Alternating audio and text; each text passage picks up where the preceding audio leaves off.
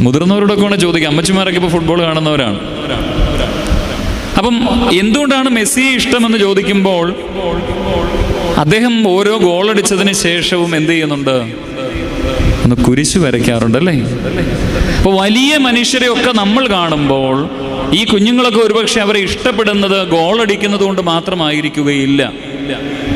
വലിയവരായി തീർന്നവരുടെയൊക്കെ ജീവിതത്തിൽ പലപ്പോഴും ഭക്തിയുടേതായ വലിയ മാനങ്ങൾ ഉണ്ടായിരുന്നു എന്നതാണ് നമ്മൾ ഓരോരുത്തരും മനസ്സിലാക്കേണ്ടുന്നത്. അതുകൊണ്ട് ഒന്നാമതായി ബാറാസീറായുടെയും യൂദാസ്ലീഹായുടെയും ഒക്കെ വാക്കുകളിൽ നിന്ന് നമ്മുടെ ജീവിതത്തിൽ ഒന്നാമത് നമ്മൾ ഓരോരുത്തരും മനസ്സിലാക്കേണ്ടുന്നത് വ്യക്തികൾ ഭക്തി മുറുകെ പിടിക്കണം എന്നുള്ളതാണ്. എന്താ മുറുകെ പിടിക്കണ്ടേ? ഭക്തിയുള്ള സ്പിരിച്വൽ ലൈഫ് നമ്മൾ ഓരോരുത്തരും മുറുകെ പിടിക്കണം എന്നുള്ളതാണ്. അബ്ബ അന്തോണിയോസ് എന്ന് പറയുന്ന ഒരു പിതാവിനോട്